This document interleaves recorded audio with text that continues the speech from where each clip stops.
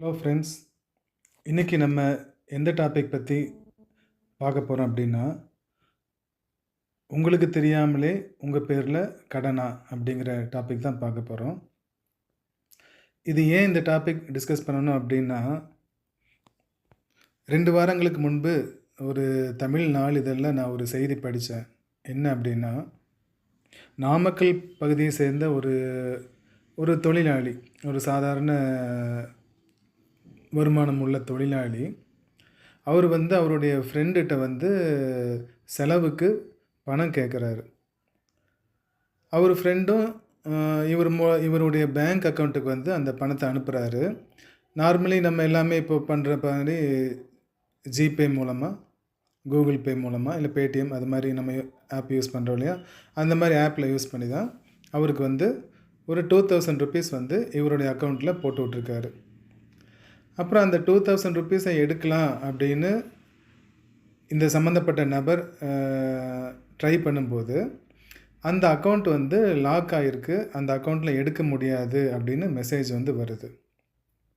உடனே சம்மந்தப்பட்ட இந்த நபர் என்ன பண்ணுறாரு, பேங்க்கில் போய் கேட்குறாரு, இந்த மாதிரி மெசேஜ் வருது, என் அக்கௌண்ட்டில் பணம் இருக்குது பட் எடுக்க முடியல, இந்த மாதிரி மெசேஜ் வருது அப்படின்னு பேங்க்கில் கேட்குறப்போ, பேங்க்லேருந்து என்ன சொல்கிறாங்க அப்படின்னா, உங்கள் அக்கௌண்ட்டை ஃப்ரீஸ் பண்ண சொல்லி, அதாவது லாக் பண்ண சொல்லி, அதில் ஃபர்தராக எந்த டிரான்சாக்ஷனும் பண்ண முடியாதபடி லாக் பண்ண சொல்லி வருமான வரித்துறையிலிருந்து பேங்க்குக்கு இன்டிமேஷன் வந்திருக்கு. அதனால நாங்கள் உங்கள் அக்கௌண்ட்டை லாக் பண்ணிட்டோம், அதாவது ஃப்ரீஸ் பண்ணி வச்சுட்டோம், நீங்கள் வேறு இதிலிருந்து பணத்தை எடுக்க முடியாது அப்படின்னு சொல்லியிருக்காங்க. இவருக்கு ஒரே அதிர்ச்சி. என்னடா இது, நமக்கும் வருமான வரிக்கும் என்ன சம்மந்தம் இருக்குது, நம்ம இது வரைக்கும் எதுவும் பண்ணது இல்லையே, அந்தளவுக்கு பணம் இல்லையே அப்படிங்கிறத யோசிச்சுட்டு இவர் சம்மந்தப்பட்ட பேங்க்லேயே மறுபடியும் கேட்டிருக்காரு. என்ன அப்படின்னா, அப்புறம் ஆரம்பத்தில் அவங்க எதுவும் சொல்லி நீங்கள் வருமான வரித்துறையில் போய் கேட்டுக்குங்க அப்படிங்கிற மாதிரி சொன்னாங்க.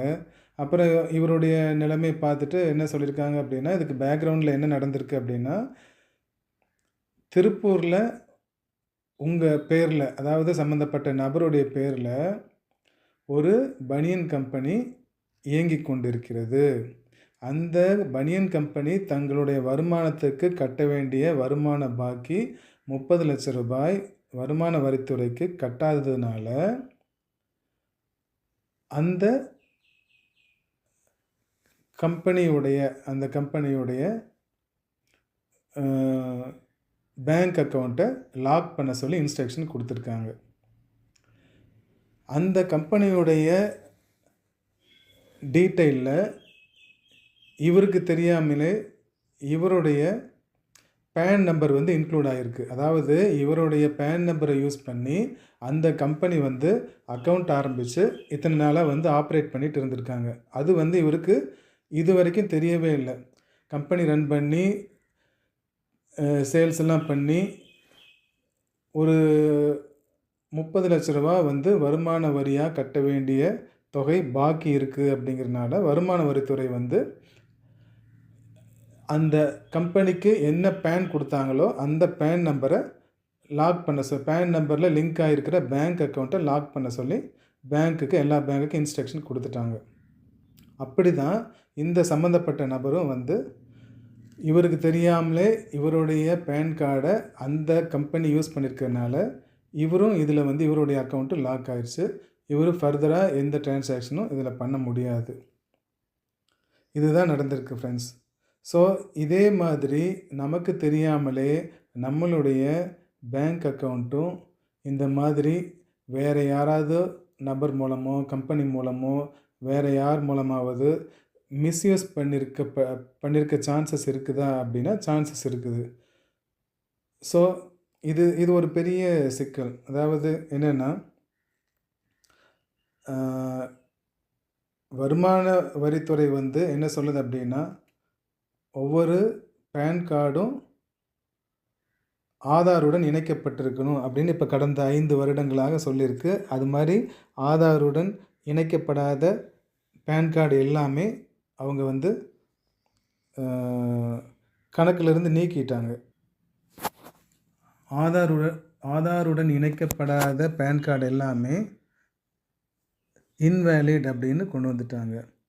அதே மாதிரி ஒரு கம்பெனி ஆரம்பிக்கும்போது அந்த கம்பெனி கொடுக்கக்கூடிய டாக்குமெண்ட்ஸை ப்ராப்பராக செக் பண்ணியிருக்காங்களா என்னங்கிறது ஒரு டவுட்டாக இருக்குது. ஏன் அப்படின்னா சம்மந்தப்பட்ட ஓனருடைய பேர் வந்து வேறு பேராக இருக்கலாம். இந்த சம்பவத்தில் சிக்கலுக்கு உண்டான நபருடைய பேரை பேன் கார்டை அவங்க கொடுத்து யூஸ் பண்ணியிருக்காங்க அப்படின்னா அந்த கம்பெனி ரெஜிஸ்டர் பண்ணும்போது அரசாங்கங்கள் வந்து அதை வந்து செக் பண்ணியிருக்கணும். அரசாங்க அதிகாரிகள் வந்து அதை வந்து செக் பண்ணியிருக்கணும். அவங்க எப்படி செக் பண்ணாங்க என்னங்கிறது தெரியல. அதுக்கப்புறம் பேங்க்கில் வந்து இந்த பேன் கார்டை கொடுத்துருக்காங்க, இந்த பேன் கார்டை யூஸ் பண்ணியிருக்காங்க அப்படின்னா பேங்க் சைடு வந்து சம்மந்தப்பட்ட பேங்க் அக்கௌண்ட் ஆரம்பிக்கும் நபருடைய பேன் கார்டு தானா அப்படிங்கிறத செக் பண்ணி பார்த்துருக்கணும். பட் எப்படி செக் பண்ணாங்க என்னங்கிறது தெரியல. இது மாதிரி சிக்கல்களாக இருக்கும்போது இப்போ பேங்க்லேயே போய் நம்ம வந்து நம்மளுடைய ஃபோன் நம்பரை இணைக்கணும் அப்படின்னா நீங்கள் ஒரு ஃபார்ம் இருக்குது, அந்த ஃபார்மில் எழுதி கொடுத்தீங்கன்னா இணைச்சிருவாங்க. எழுதி கொடுக்குற நபர் யூஸ் பண்ணக்கூடிய ஃபோன் தானா அது அப்படின்னு அவங்க கிராஸ் செக் பண்ணுறதே இல்லை. நிறைய பேங்க்கில் நீங்கள் போய் பார்த்தீங்கன்னா ப்ரைவேட் பேங்க் பற்றி தெரியல. பட் கவர்மெண்ட் பேங்க்கில் நீங்கள் உங்கள் பேங்க் இமெயிலோ இல்லை ஃபோன் நம்பரோ இன்க்ளூட் பண்ணணும், இல்லை அப்டேட் பண்ணணும், மாற்றணும் அப்படின்னா அதுக்கு ஒரு ஃபார்ம் வச்சுருக்காங்க. போல் நம்மளுடைய ஆதார் நம்பரோ இல்லை பேன் கார்டோ யூஸ் பண்ணி யார் வேணாலும் அக்கௌண்ட்டோ லோனோ வாங்க முடியும் அப்படிங்கிற சூழ்நிலை இருக்கிறதுனால, ஏன்னா எங்கே போனாலுமே நமக்கு வந்து இந்த பேன் கார்டு, ஆதார் கார்டு இது எல்லாமே தேவைப்படுது. எல்லா இடத்துலையும் கேட்குறாங்க. நம்மளும் எல்லா இடத்துலையும் யோசிக்காமல் ஜெராக்ஸ் பண்ணி கொடுக்குறோம். பட் அதை வந்து அவங்க எப்படி ப்ராப்பராக யூஸ் பண்ணுறாங்க அல்லது யூஸ் முடிஞ்ச பிறகு அதை டெஸ்ட்ராய் பண்ணுறாங்களா என்னங்கிறதுக்கான இன்ஸ்ட்ரக்ஷனோ ரூல்ஸோ எதுவுமே நமக்கு வந்து இல்லை, தெரியல. அப்படிங்கிறதுனால நம்ம தான் வந்து முன்னெச்சரிக்கையாக இருந்துக்கணும். என்ன பண்ணணும் அப்படின்னா இனிமேல் ஆதாரோ இல்லை எந்த டாக்குமெண்ட் கொடுத்தாலுமே அது என்ன பர்பஸ்க்காக கொடுக்குறோம். இப்போ பேங்க் அக்கௌண்ட் ஆரம்பிக்கிறதுக்காக அப்படின்னா அந்த ஆதாரோ பேன் கார்டோ கொடுக்கும்போது to open a new bank account இன் அந்த பேங்க்குடைய நேம் எழுதி அந்த டேட்டு டைமையும் போட்டு ஒரு சைன் பண்ணி கொடுக்கறது பெட்டரான ஆப்ஷனாக இருக்கும். இது மாதிரி ஒவ்வொரு இடத்துலையும் பண்ணணும் அப்படின்னம்னா நாளைக்கு பின்னால் வந்து ஏதாவது பிரச்சனைகள் வந்தால் கூட அந்த காப்பீஸை வச்சு நம்ம வந்து இல்லை இந்த பர்பஸ்க்காக இந்த இடத்துல கொடுத்தேன், இந்த இடத்துல மிஸ்யூஸ் ஆகிருக்கு அப்படிங்கிறத நம்மளால் அதை வந்து புரிஞ்சு கொண்டு மேலதிகாரிகளுக்கு எடுத்து சொல்ல முடியும். அது ஒரு வகை. சரி, இதை தவிர நம்மளுடைய வேறு வழி ஏதாவது இருக்கா? நம்ம பேன் கார்டை வேறு யாராவது யூஸ் பண்ணி லோன் வாங்கியிருக்காங்களா? நம்ம பேரில் ஏதாவது லோன் வாங்கியிருக்காங்களா? ஏதாவது டிரான்சாக்ஷன் நடந்திருக்கா? லோன் எதுவும் பெண்டிங் இருக்கா? அப்படிங்கிறத நம்ம பார்க்க முடியும். அதுக்கு என்ன பண்ணலாம் அப்படின்னா நம்மளுடைய கூகுள் பே, பேடிஎம் அந்த மாதிரி ஆப்ஸ்லாம் இருக்கு இல்லையா, அதுலேயே ஃபெசிலிட்டிஸ் இருக்குது. அதுக்கு என்ன பண்ணணும் அப்படின்னா நம்ம கூகுள் பே ஓப்பன் பண்ணணும்.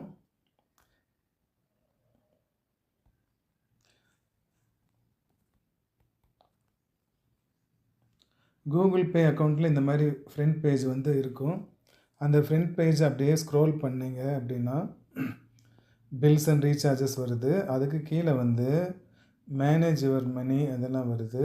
இதில் பார்த்தீங்கன்னா உங்களுக்கு வந்து check your CIBIL score for free அப்படின்னு இருக்குது. சிபில் ஸ்கோர் அப்படின்னா உங்களுக்கு பெரும்பாலானவர்களுக்கு தெரியும். அதாவது கடன் வாங்கும்போதும் இன்ஸ்டியூஷன், பேங்க்ஸ் போன்றவைகள் தனிநபர் கடன் கொடுக்கும்போதும் இந்த சிபில் ஸ்கோரை வந்து செக் பண்ணுவாங்க. அந்த சிபில் ஸ்கோர் வந்து அந்த தனிநபருக்கு எவ்வளோ இருக்குது அப்படிங்கிறது. அதாவது நார்மலி இது வந்து 300லேருந்து 900 வரைக்கும் இருக்கும். இதில் எந்த ரேஞ்சில் இருக்குது அப்படிங்கிறத பொறுத்து அவருக்கு அந்த பேங்க் வந்து கடன் கொடுக்கலாமா கொடுக்க வேண்டாமா அப்படிங்கிறத டிசைட் பண்ணுவாங்க. அந்த சிபில் ஸ்கோரை செக் பண்ணுறதுக்கு ஜிபேலேயே இந்த மாதிரி ஒரு ஃபெசிலிட்டிஸ் இருக்குது. இது ஃப்ரீ தான், இதுக்கு எதுவும் சார்ஜ் பண்ண மாட்டாங்க. பட் அடிக்கடி இதை வந்து செக் பண்ண வேண்டாம். இதே மாதிரி ஆப்ஷன் உங்களுக்கு வந்து பேடிஎம்லேயும் இருக்குது. ஸோ இந்த check your CIBIL score for free அப்படிங்கிறத எடுத்துகிட்டு இப்படி கிளிக் பண்ணிங்கன்னா அடுத்த பேஜ் வந்து உங்களுக்கு வந்து லோட் ஆகும். கிரெடிட் ரிப்போர்ட் அப்படிங்கிறது லோட் ஆகிருக்கு பார்த்தீங்களா. இதில் வந்து என்னுடைய சிபில் ஸ்கோர் வந்து 763 இருக்குது. 300லேருந்து 900 வரைக்கும் இது வந்து இந்த சிபில் ஸ்கோர் வந்து ரேஞ்ச் வந்து இருக்கும். இதில் இதுக்கு கீழே பார்த்தீங்கன்னா no late payment, no new application, அதாவது இது வரைக்கும் நான் வந்து எந்த புது லோன் கேட்டும் நான் எங்கேயும் அப்ளிகேஷன் கொடுக்கல அப்படிங்கிறத சொல்லுது. ஏற்கனவே வாங்கின லோனுக்கு பேமெண்ட் வந்து எந்த பெண்டிங்கும் இல்லாமல் கரெக்டாக போயிட்டுருக்கு அப்படிங்கிறதும் சொல்லுது. இந்த சி ஃபுல் ரிப்போர்ட்னு இருக்கு இல்லையா, அதை இப்படி கிளிக் பண்ணிங்க அப்படின்னா உங்களுக்கு வந்து இன்னும் கொஞ்சம் டீட்டெயில்ஸ் வந்து வரும். அது பேமெண்ட் ஹிஸ்ட்ரி இருக்குது. அது வந்து இது வரைக்கும் நம்ம என்னென்ன பே பண்ணணும், எந்தெந்த மாதத்தில் பே பண்ணணும் அப்படிங்கிற லிஸ்ட் வந்து இங்கே இருக்கும். இதை பார்த்தீங்கன்னா நம்ம வந்து தெரிஞ்சுக்கலாம். அதுக்கப்புறம் கிரெடிட் கார்டு எதாவது வச்சுருக்கோம் அப்படின்னா அந்த கிரெடிட் கார்டுடைய டீட்டெயில்ஸ் வந்து வரும். இதில் வந்து இந்த கிரெடிட் மிக்ஸ் அப்படிங்கிறது இருக்கு இல்லையா, இதில் வந்து நம்ம எந்த லெவலில் இருக்கோம் அப்படிங்கிறது தெரியும். இதுதான் நமக்கு முக்கியம். இதை கிளிக் பண்ணி பார்த்தீங்க அப்படின்னம்னா நம்ம என்ன லோன் எடுத்திருக்கிறோம் அப்படிங்கிறது இங்கே டீட்டெயிலாக வந்துடும். கனரா பேங்க்கில் ஒரு லோன், ஹெச்டிஎஃப்சியில் ஒரு லோன். இந்த 2 லோன் வந்து கனரா பேங்க்கில் லோன் இல்லை, அது ஓவர் டிராஃப்ட். இது வந்து ஹெச்டிஎஃப்சியில் பர்சனல் லோன். இது 2மே கரெக்டாக சர்வீஸ் ஆகிட்டுருக்கு. அதாவது எந்த டிலேவும் இல்லாமல் ப்ராப்பராக நான் வந்து இஎம்ஐ கட்டிகிட்ருக்கேன். அதனால் அந்த கிரெடிட் ஸ்டேட்டஸ் வந்து குட் அப்படின்னு இருக்குது. இதை தவிர வேறு யாராவதும் நம்மளுடைய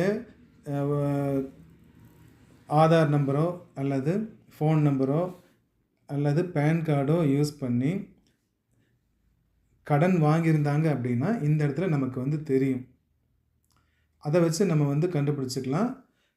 சம்மந்தப்பட்ட அதிகாரிகளுக்கு அதை தெரிவித்து தக்க நடவடிக்கை எடுக்கிறதுக்கு நம்ம வந்து ஃபர்தராக செய்ய முடியும். இங்கே பார்த்தோன்னாவே தெரியும் நம்மளுடைய பேரில் நம்மளுடைய பேன் கார்டு யூஸ் பண்ணி எத்தனை லோன் வந்து இங்கே சர்வீஸ் ஆகிருக்கு அப்படிங்கிறது தெரியும். இதை யூஸ் பண்ணி நம்ம தெரிஞ்சுக்கலாம். இதை வந்து ஒரு 3 மாதத்துக்கு ஒரு தடவை 6 மாதத்துக்கு ஒரு தடவை நம்ம செக் பண்ணிட்டோம் அப்படின்னம்னா நமக்கு தெரியாமையே நம்ம பேரில் ஏதாவது கடன் உருவாகி இருந்தது, யாராவது பண்ணியிருந்தாங்க அப்படின்னா அது ஆரம்பத்திலேயே கண்டுபிடிச்சி நம்ம வந்து இதை வந்து சரிப்படுத்திக்க முடியும். சரி, இந்த மாதிரி பிரச்சனைகளுக்கு என்ன தான் தீர்வு அப்படிங்கிறது கவர்மெண்ட் சைடு வந்து அவங்க தான் யோசிக்கணும். ஏற்கனவே வந்து பேங்க் அக்கௌண்ட்லாம் வந்து ஆதாருடன் இணைச்சிருக்காங்க. அதனால வந்து அந்த ஆதார் செக் பண்ணிட்டு தான் வந்து பேங்க் அக்கௌண்ட்லாம் வந்து ஓப்பன் பண்ண முடியும் அப்படிங்கிறது பண்ணினாங்க. அதே மாதிரி இந்த ஆதாரை வந்து லாக் பண்ணக்கூடிய பயோமெட்ரிக் லாக், அதே மாதிரி யூஸ் பண்ணாமல் லாக் மாஸ்க்டு ஆதார் இதெல்லாமே கொண்டு வந்தாங்க. அதே போல் இந்த பேன் நம்பருக்கும் லாக் பண்ணுற மாதிரி ஒரு ஃபெசிலிட்டிஸ் கொண்டு வந்தாங்கன்னா இந்த பேன் கார்டை நம்மளுடைய பர்மிஷனோ நம்மளுடைய ஆத்தென்டிகேஷனோ இல்லாமல் வேறு யாரும் யூஸ் பண்ண முடியாது. அதை செஞ்சாங்கன்னா இன்னும் நம்ம சாதாரண பொதுமக்களாகிய நம்மளை போன்றவங்களுக்கு இன்னும் இது மாதிரி இந்த ஃபினான்ஷியல் ஸ்கேம், அன்ஆத்தரைஸ்ட் லோன் இந்த மாதிரி தொல்லைகளிலிருந்து ஒரு பெரிய ரிலீஃப் கிடைக்கும். நன்றி ஃப்ரெண்ட்ஸ், இது வரைக்கும் பொறுமையாக கேட்டதுக்கு நன்றி. இதே போல் மற்றும் ஒரு முக்கியமான டாப்பிக்கை அடுத்த வீடியோவில் பார்க்கலாம். நன்றி, தேங்க்யூ.